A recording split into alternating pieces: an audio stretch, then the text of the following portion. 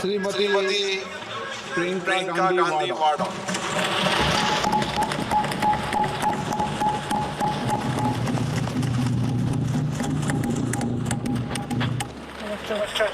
माननीय अध्यक्ष महोदय जी, आज आपने मुझे सभा में बोलने का मौका दिया, इसके लिए मैं आपकी बहुत बहुत आभारी हूँ। सबसे पहले जो सुरक्षा कर्मी, जो जवान अफसर 13 दिसंबर को संसद की सुरक्षा के लिए शहीद हुए, उनके प्रति मैं श्रद्धांजलि व्यक्त करना चाहती हूँ।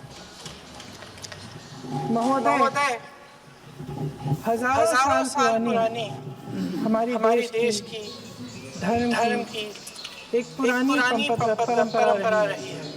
ये परंपरा संवाद चर्चा की रही है। एक गौरवशाली परंपरा है जो दर्शन ग्रंथों में, वेदों में, उपनिषदों में दिखती है। वाद विवाद और संवाद की हमारी पुरानी संस्कृति है। अलग अलग धर्मों में भी, इस्लाम में, सूफियों में, बौद्ध धर्म में, जैन धर्म में, सिख धर्म में भी ये वाद संवाद, ये चर्चा बहस इसकी संस्कृति रही है। इसी परंपरा से उभरा हमारा स्वतंत्रता संग्राम। हमारा स्वतंत्रता संग्राम विश्व में एक अनोखा संग्राम था। एक अनोखी लड़ाई थी जो अहिंसा और सत्य पर आधारित थी। ये वाद संवाद की जो परंपरा है, इसको इस संग्राम ने आगे कैसे बढ़ाया? क्योंकि ये जो संग्राम था, ये जो लड़ाई थी हमारी आजादी के लिए, एक बेहद लोकतांत्रिक लड़ाई थी।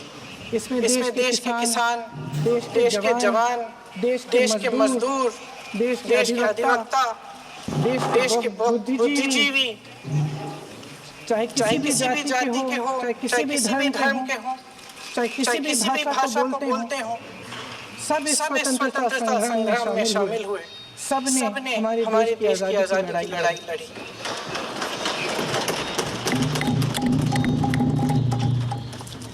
और उसी आजादी की लड़ाई से एक आवाज उभरी जो हमारे देश की आवाज थी। वो आवाज ही आज हमारा संविधान है। साहस की आवाज थी, हमारी आजादी की आवाज थी। और उसी की गूंज ने हमारे संविधान को लिखा और बनाया। ये सिर्फ एक दस्तावेज नहीं है। बाबा साहेब अम्बेडकर, मौलाना आजाद जी, राजगोपालाचारी जी और जवाहरलाल नेहरू जी,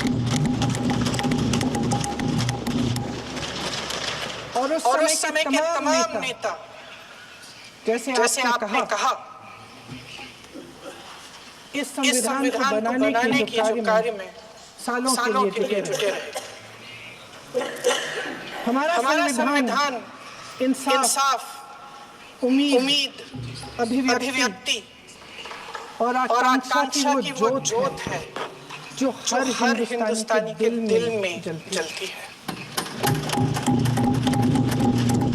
अध्यक्ष महोदय, इस जोत ने हर एक भारतीय को ये पहचानने की शक्ति दी कि उसे न्याय मिलने का अधिकार है, कि उसमें अपने अधिकारों के लिए आवाज उठाने की क्षमता है, कि जब वो आवाज उठाएगा तो सत्ता को उसके सामने झुकना पड़ेगा। इस संविधान ने हर एक देशवासी को ये अधिकार दिया कि वो सरकार बना भी सकता है और सरकार बदल भी सकता है। ये जोत जो हर हिंदुस्तानी के दिल में जलती है, उसने हर हिंदुस्तानी को ये विश्वास दिया कि देश की संपत्ति में, देश की दौलत में, संसाधनों में उसका भी हिस्सा है, कि उसे एक सुरक्षित भविष्य की उम्मीद का अधिकार है, कि देश बनाने में भी उसकी भागीदारी। उम्मीद और आशा की ये जोत मैंने देश के कोने कोने में खुद देखी है। उन्नाव में मैं एक रेप पीड़िता के घर गई। उसे जलाकर मार डाला था। वो शायद 20-21 साल की होगी। हम सबके बच्चे हैं। हम सोच सकते हैं कि अगर हमारी बेटी के साथ बार बार बलात्कार हुआ और फिर जब वो अपनी लड़ाई लड़ने के लिए गई तो उसको जलाकर मार डाला गया होता तो हम पर क्या बीतती। मैं उस बच्ची के पिता से मिली। उसके खेत जलाए गए थे। उसके भाइयों को पीटा गया था। उसके पिता को बाहर से घर के बाहर घसीट कर मारा गया था। उस पिता ने मुझे बताया कि बेटी मुझे न्याय चाहिए। मेरी बेटी अपने एफआईआर को दर्ज करने के लिए जब जिले में गई तो उसको मना किया गया। अगले जिले में जाना पड़ा उसे। वो रोज सुबह 6 बजे उठकर तैयार होकर अकेली अपने मुकदमे को लड़ने के लिए अगले जिले में ट्रेन से जाती थी। उसके पिता ने मुझे कहा कि मैंने उससे कहा बेटी अकेले मत जाओ, छोड़ दो ये लड़ाई। लेकिन उसकी बेटी ने उसको जवाब दिया नहीं पिताजी, मैं अकेली जाऊंगी, मैं लड़ूंगी, मेरी लड़ाई है, मैं इसको लड़ूं। ये लड़ने की क्षमता, ये हिम्मत उस लड़की को और करोड़ों भारत की नारियों को हमारे संविधान ने दी। आगरा में मैं अरुण वाल्मीकि के घर गई। अरुण वाल्मीकि पुलिस स्टेशन में काम करता था, सफाई का काम करता था। आप सोच सकते हैं हमारी तरह उसका भी परिवार था। नई शादी हुई थी, 2-3 महीनों का बच्चा था। पुलिस स्टेशन में चोरी हो गई। चोरी का इल्जाम उस पर लगाया गया। उसके पूरे परिवार को उठाकर पुलिस स्टेशन में ले गए। आप हंस रहे हैं लेकिन ये गंभीर बात है। अरुण वाल्मीकि को पीट के मार डाला। उसकी बीवी को पीटा। उसके पिता के नाखून निकाले। उसके पूरे परिवार को पीटा गया।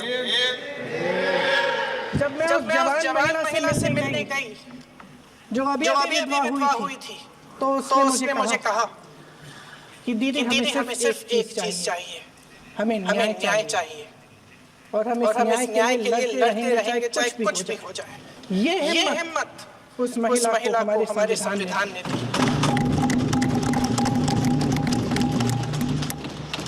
संभल के कुछ लोग आए थे हमसे मिलने जो मृतकों के परिवार के सदस्य थे। उसमें 2 बच्चे थे, अदनान और उज़ैर।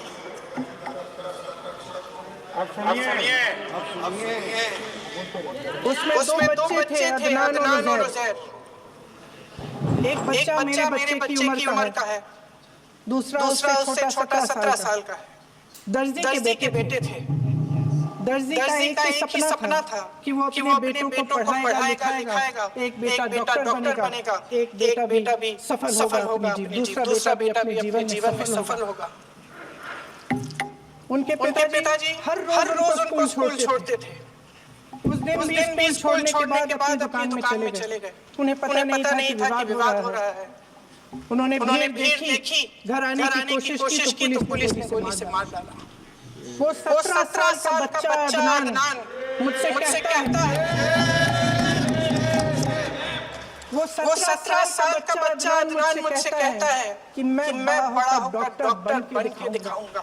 मैं अपने पिता का सपना साकार करूंगा।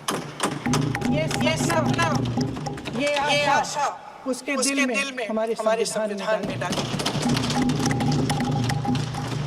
अध्यक्ष महोदय, हमारे देश के करोड़ों देशवासियों के संघर्ष में, अपने अधिकारों की पहचान में, इनकी कठिन से कठिन परिस्थितियों से लड़ने की अपार हिम्मत में और देश से न्याय की अपेक्षा में हमारे संविधान की जोत जल रही है।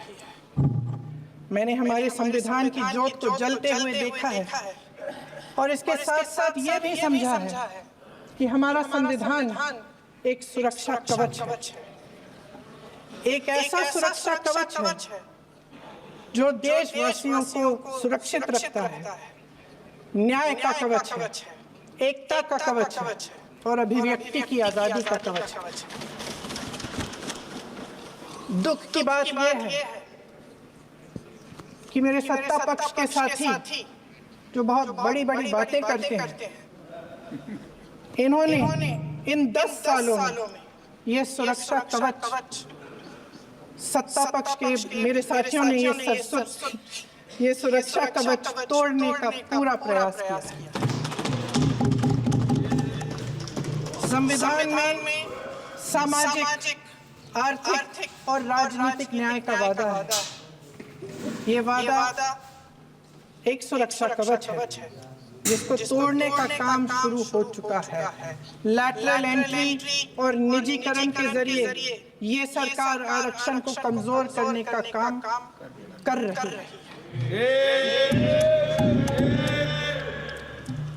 अगर लोकसभा में ये नतीजे नहीं आए होते तो ये संविधान बदलने का काम भी शुरू कर लेते। सच्चाई ये है अध्यक्ष महोदय कि आज संविधान बार बार इसलिए कह रहे हैं क्योंकि इस चुनाव में इनको पता चल गया कि इस देश की जनता ही इस संविधान कि इस चुनाव में हारते जीतने से इन्हें एहसास हुआ कि ये संविधान बदलने की बात इस देश में नहीं चलेगी। आज जनता की मांग है कि जाति जनगणना हो। सत्ता पक्ष के मेरे साथी ने इसका जिक्र किया। ये जिक्र भी आज इसलिए हो रहा है क्योंकि चुनाव में ये नतीजे ये जाति जनगणना इसलिए जरूरी है ताकि हमें पता चले कि किसकी क्या स्थिति है और नीतियां उस हिसाब से बने। इनकी गंभीरता का प्रमाण ये है कि जब चुनाव में पूरे विपक्ष ने जोरदार आवाज उठाई कि ये जाति जनगणना होनी चाहिए तो इनका जवाब देखिए। इनका जवाब भैंस चुरा लेंगे, मंगलसूत्र चुरा लेंगे। इनका ये जवाब, ये गंभीरता है इनकी जाति जनगणना। महोदय, हमारे संविधान ने आर्थिक न्याय की नींव डाली, किसानों, गरीबों और को जमीन बांटी, भूमि सुधार किया, जिसका नाम लेने से कभी-कभी आप झिझकते हैं और कभी-कभी उनका नाम धड़ाधड़ इस्तेमाल किया जाता है अपने आप को बचाने के लिए। उन्होंने HAL, BHEL, SAL, GAIL, ONGC, NTPC, railways, IIT, IIM, oil refinery, तमाम PSU बनाए। अध्यक्ष महोदय, उनका नाम पुस्तकों से मिटाया जा सकता है, उनका नाम भाषणों से मिटाया जा सकता है, लेकिन जो उनकी भूमिका रही इस देश की आजादी के लिए और इस देश के निर्माण के लिए वो इस देश से कभी मिटाया नहीं जा सकता। 75 सालों में जनता का भरोसा रहा कि नीतियां बनेंगी तो जनता की भलाई के लिए बनेंगी।